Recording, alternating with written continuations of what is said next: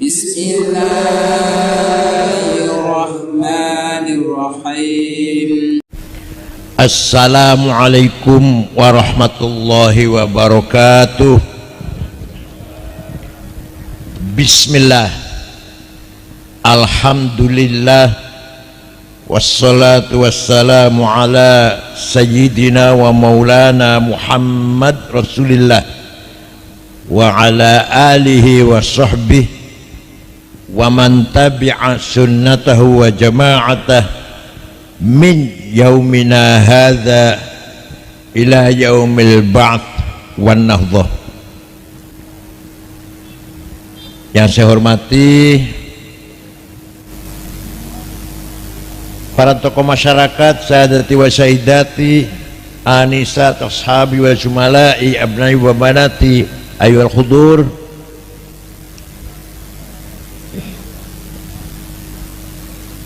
Kita ini sangat kaya raya. Kita ini sangat kaya raya. Kerajaan Sriwijaya dulu di Palembang kaya. Kenapa kaya? Karena ekspor mineral yang sangat penting, yaitu timah, perunggu dari daerah Bangka Belitung. Ya bukan hanya sekarang timah itu, zaman Sriwijaya. Setiap kebutuhan, semua kebutuhan di Eropa membutuhkan timah untuk mesin, untuk mobil dan seterusnya. Belakangan yang dibutuhkan bukan timah, bahan bakar. Kita punya gas dan minyak, kita punya batu bara. Sekarang harga batu bara jam ini sampai $160 satu ton. Batu satu ton $160 ya, minyak sudah $110 kita punya, walaupun minyak kita nggak mencukupi untuk kita sendiri, masih impor. Baru mencukupinya 750.000 barel sehari, pada kebutuhannya 1.400.000 barel sehari, tiap hari.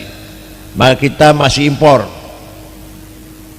Sudah ada lagi yang lebih maju lagi teknologi, adanya aki, ada mobil listrik, sepeda motor listrik, tidak butuh solar, nggak butuh gas, nggak butuh batu bara. Kebutuhannya apa? Nikel. Kita punya 40% kebutuhan dunia ada di Indonesia, nikel. Di Sulawesi, di Ambon, Sulawesi terutama paling banyak Sulawesi, bahkan sampai ke Kalimantan. Nikel, energi bersih, energi yang tidak mengandung karbon, energi yang tidak akan meracuni kita semua.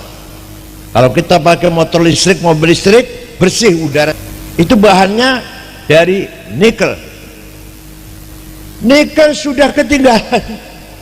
Ditemukan lagi yang paling berharga hari ini. Apa? Tanah jarang, earth, mengandung tatium, mengandung yodium, yang semuanya bahan pokok untuk kapal selam, jet tempur, dan seterusnya. Kita punya tanah jarang.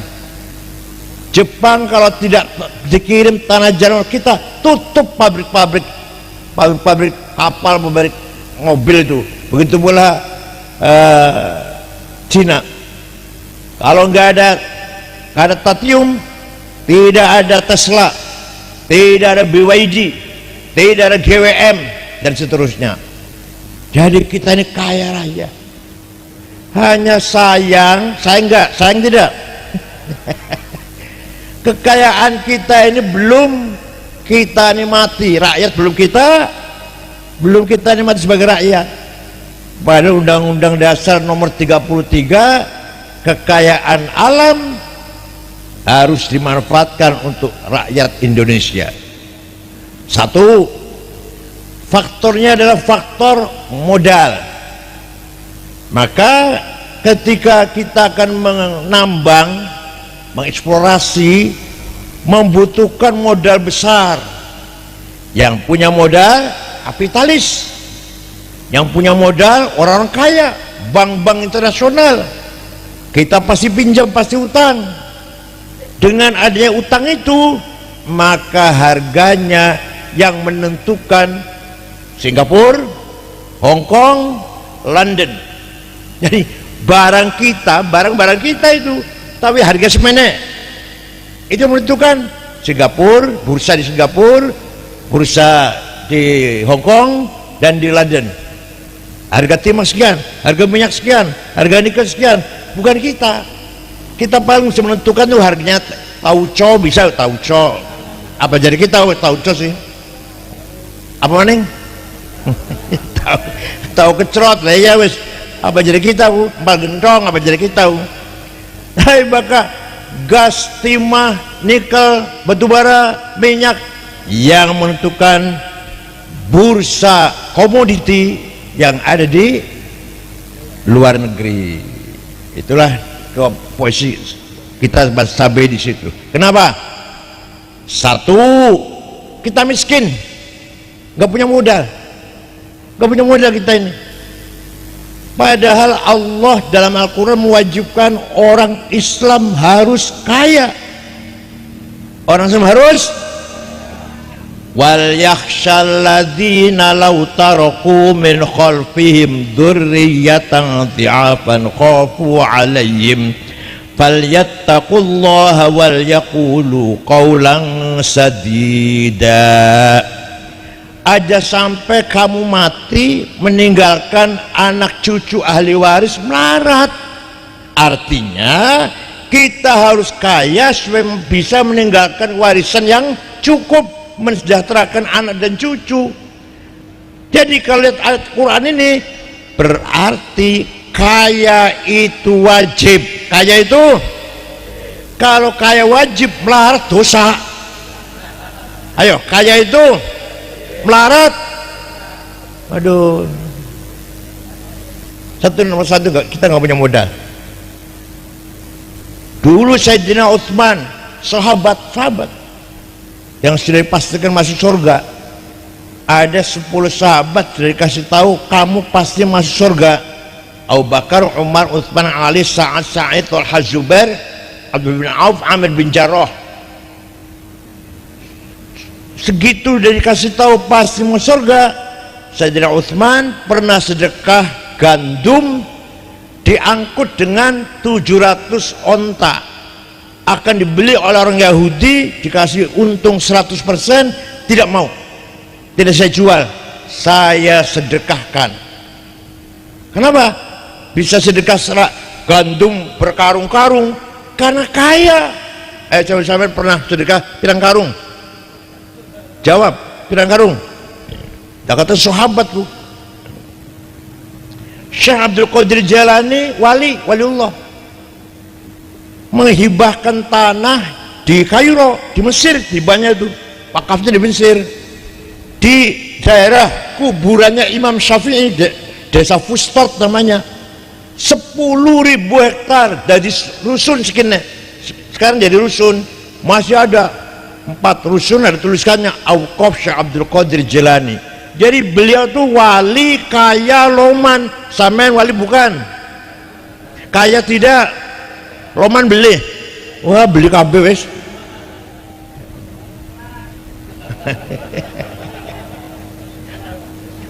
Coba usahakan mari kita menjadi muzaki, jangan menjadi mustahik. Aduh, mustahik terus lawas ya. Ayo berubah dong jadi muzaki. Kalau misalnya terus proposal, terus dia apa proposal. Waktu Rasulullah Mi'raj ke langit, melihat ada orang bangun dari kuburan, laki-laki besar tinggi, didekati mukanya bolong. Nabi kaget, man huwa ya Jibril, siapa Jibril itu? Oh itu umat panjenengan yang rajin bikin proposal. Jadi suka bikin proposal, tangisin kuburan, mukanya bolong, bakal bunga. Terus senang. Mari kita usaha menjadi muzakki, bukan menjadi mustahik. Nah, kalau kita lihat negara, ya kalau sekarang Iran lagi perang ya, tapi Iran juga kiai-kiainya mewah, mobilnya Caprice, Cadillac, BYD, bukan BYD, bukan Plymouth yang bagus-bagus, makannya di restoran mahal. Begitulah di Maroko, Tunis, itu ulama kaya-kaya, ulama itu luar biasa. Oleh karena itu, satu, kita harus punya kekayaan, harus kaya. Umairong tingkat kabeh, dua Innova kabeh. Donga ya do, amin. Bukan hanya amin, berjuang. Duduk ulang mengendorkan ibadah, tidak. Sholat subuh tangi ke subuh luru duit, sampai duhur makan siang sholat duhur luru duit, sampai asar sembahyang terus asar luru duit, sampai maghrib istirahat, tahlilan semang jamnya, sampai isya silaturahim, saling silaturahim, ngobrol-ngobrol kalau tangga keluarga.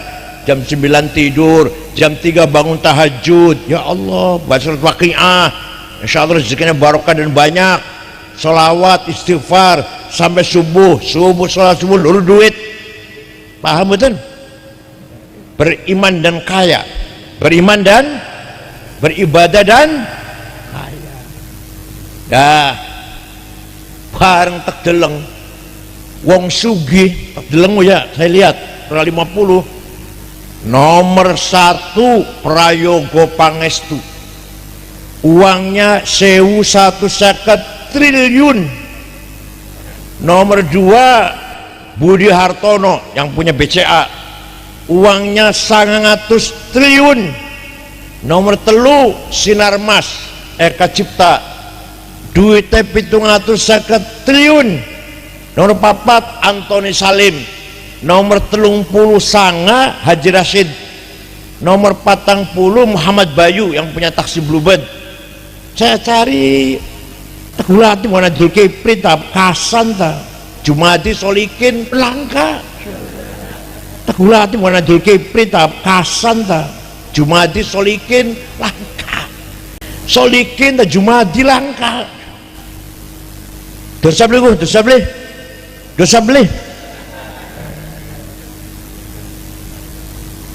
Satu itu miskin kapital.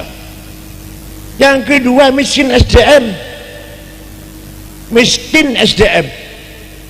Kenapa? Karena kualitas pendidikan kita sangat jauh dibandingkan pendidikan di luar negeri, sangat jauh. Jadi insinyur kita dibandingkan insinyur Cina jauh. Di samping etos kerja, apa maning isinya lulusan dari Papua, wah apa lagi yang lulusan Jakarta atau UI atau ITB aja dibandingkan insinyur dari Cina masih jauh lebih pintar dari Cina, dari Korea Selatan, dari Jepang. Ditambah plus etos kerja, nggak ada di Cina itu. Saya pernah datang ke pabrik BYD, mobil BYD di Cina, di Shenzhen. Nggak ada nongkrong, nggak ada HP tuh, nggak ada yang bawa HP. Nanti kalau makan siang baru pegang HP. Dan masih anak-anak muda, nggak ada ngerokok dulu istirahat, nggak ada. Di sana orang kerja memperbaiki ngaspal jalan itu semua masing-masing pegang alat, masing-masing kerja. Di sini nggak, sorok satu, cangkul satu, wong 20 dari gentenan. Ya beli, pantesan melarat pantesan. Dan mau maju, mereka menguasai teknologi, sains teknologi. Sebenarnya harus kita yang memegang keunggulan teknologi.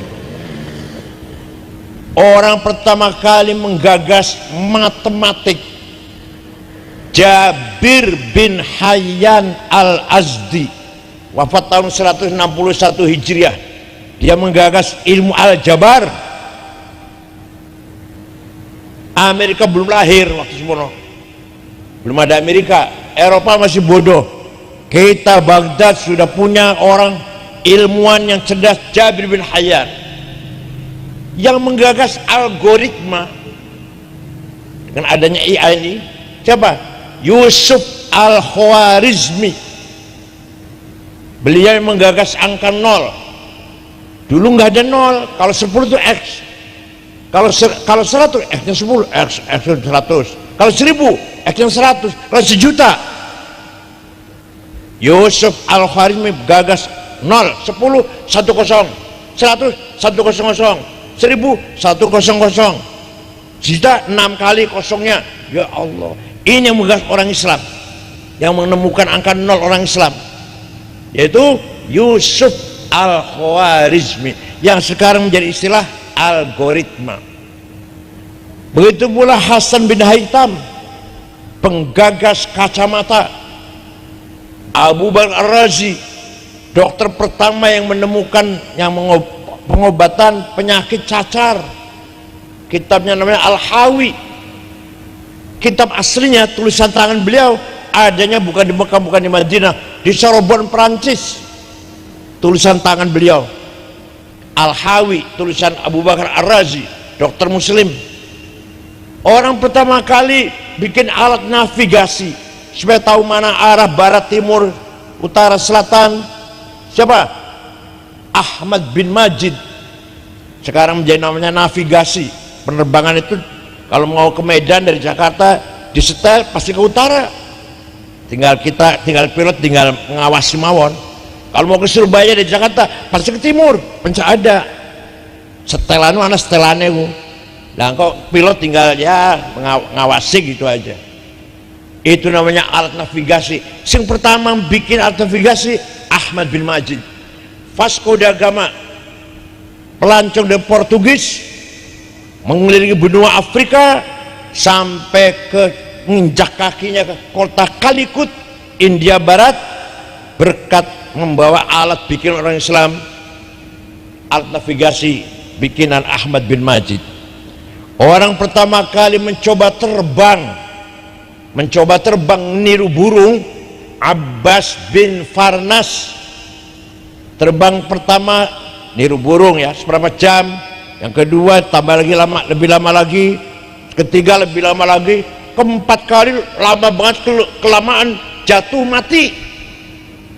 Tapi bagaimanapun beliaulah dalam sejarah tercatat orang pertama kali terbang. Orang menyelidiki peredaran darah dalam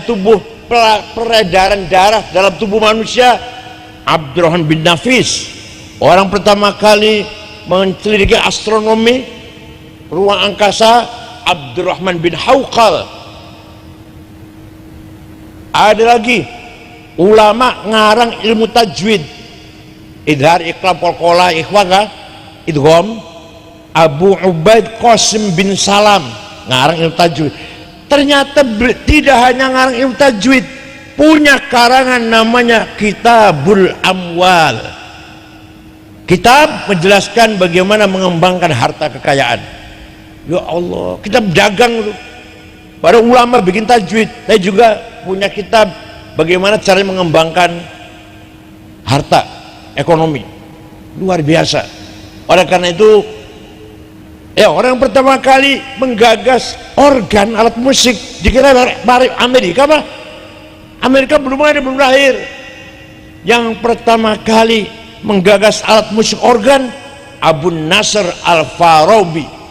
Saya punya kitabnya besar, judulnya Al-Musiq Al-Kubra, The Big of Music.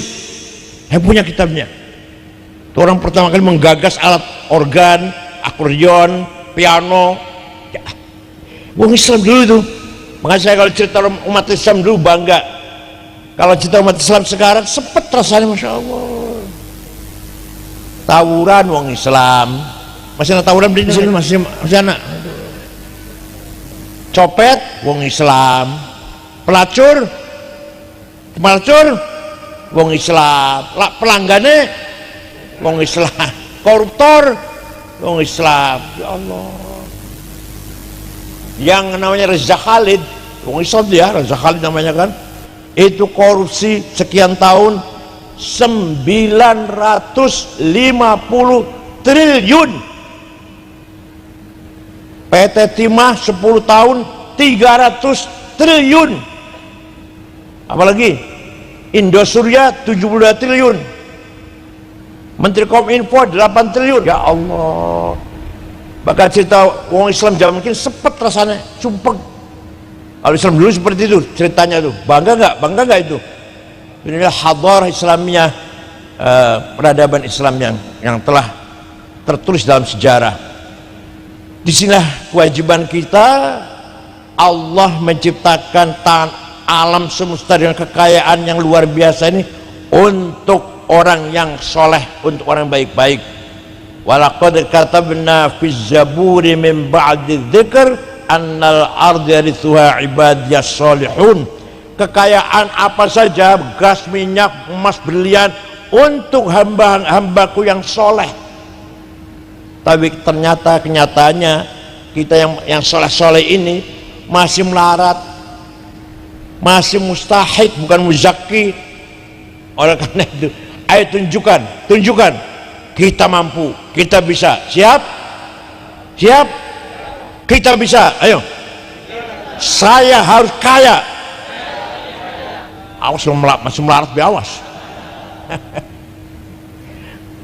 Coba bangun masjid karo duit, bangun pesantren karo duit, bangun klinik karo duit, rumah sakit karo duit. Lu haji menyempurnakan rukun Islam supaya kita jadi orang Islam sempurna karo duit. Hormati tamu karo duit, mertua tekan sanggupnya karo duit. Paham betul? Beli duit mau ngajar ngamuk. Ya Allah. Inilah hikmah kita. Dalam agama Islam diberikan yang dilarang itu rakus, tamak. Tapi kalau kita cari uang halal, dan kalau sudah mendapatkan kemudian kita untuk sedekah, hibah, wakaf, nazar, zakat, jariah, sedekah, itu namanya azimah. Apa namanya? Bukan rakus atau tamak, bukan. Saing kaya. Kalau saya kaya, musola saya bangun, saya bantu. Fakir miskin saya bantu. Dan saya umrohkan semua ustadz-ustadz yang belum umroh ini. Itu niatnya baik, namanya azimah. Apa? Ala qadri ahlil azmi ta'til azaimu wa ta'til ala qadri kiramil makarimu. Kemuliaan, keagungan, kesuksesan harus diraih dengan strong will, kemauan yang keras, insya Allah. Nah, jadi amanah dalam kehidupan ini, kita diberi amanah kekayaan alam. Silahkan kamu nikmati, silahkan kamu kelola, silahkan kamu kembangkan. Kalau tidak, salahmu sendiri, bukan Allah yang menyalahkan, bukan yang salah. Allah yang menyediakan kekayaan untuk kita semua. Ternyata kita yang kurang berusaha, kurang menguasai teknologinya, sehingga yang menggarap sumber-sumber tambang tadi, nikel atau tadi, tenaga dari luar, kebanyakan dari Cina. Kenapa? Alatnya juga dari Cina, katalog itu apa? Petunjuk menggunakan alat itu bahasa Cina, katalognya kan? Ini mesin. Bagaimana gue ngebor, tanggo masak, smelter, katalognya bahasa Cina. Ayo bisa beli bahasa Inggris bisa, masih bahasa Inggris mulai bisa, bahasa Cina, tulisan Cina. Akhirnya terpaksa insinyurnya dari Cina. Kereta cepat itu Jakarta Bandung yang 30 menit itu pertama kali buka, semua mesinnya dari Cina semua. Yang bangun Cina, utang Cina 100 triliun utangnya. Utang Cina dibayar nanti 80 tahun. Jadi setiap bangun tidur kereta punya utang 5 miliar. Kita bangun tidur selama 80 tahun 112 triliun. Itu mesinnya Cina, pengawasnya Cina, teknisnya Cina. Sekarang sudah mulai ada beberapa masinis yang dari kita sendiri. Disinilah terasa kita ini ketinggalan, harus merasa ketinggalan dan harus mengejar ketinggalan tersebut. Percuma kantor Basnas bagus kalau masih banyak orang melarat. Percuma Masjid Agung bagus kalau di kanan kiri masih orang melarat. Percuma gereja mentereng kalau kanan kirinya orang melarat. Percuma wihara pura kelenteng mentereng kalau tetangganya masih melarat. Laisa minna man bata syab'an wa jarja'i walau kana ghaira muslim. Muslim atau non muslim, kalau kita punya tetangga kelaparan wajib kita bantu. Non muslim ini non muslim, orang Kristen tapi kelaparan wajib kita bantu. Paham betul? Musliman kana au ghaira muslim wa daf'u dar ma'sumin musliman kalau muslim bil it'am wal ihsan wal iskar wa thaman dawa ujur tamrid. Semua orang yang baik-baik harus mendapatkan perlindungan, kecukupan pangan, kecukupan sandang, kecukupan tempat tinggal, muslim atau non muslim.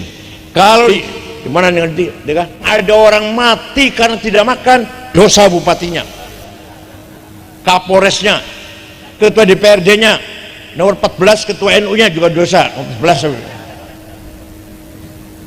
Jangan sampai ada orang mati karena kelaparan. Semuanya harus makan, semua harus sejahtera, semuanya itu amanah di pundaknya kita semuanya. Saya kira itu saja, mudah-mudahan ada manfaatnya. Terima kasih, syukran wa dumtum fil khair barakati wan najah wallahul muwaffiq ila aqwamit thoriq. Wassalamualaikum warahmatullahi wabarakatuh.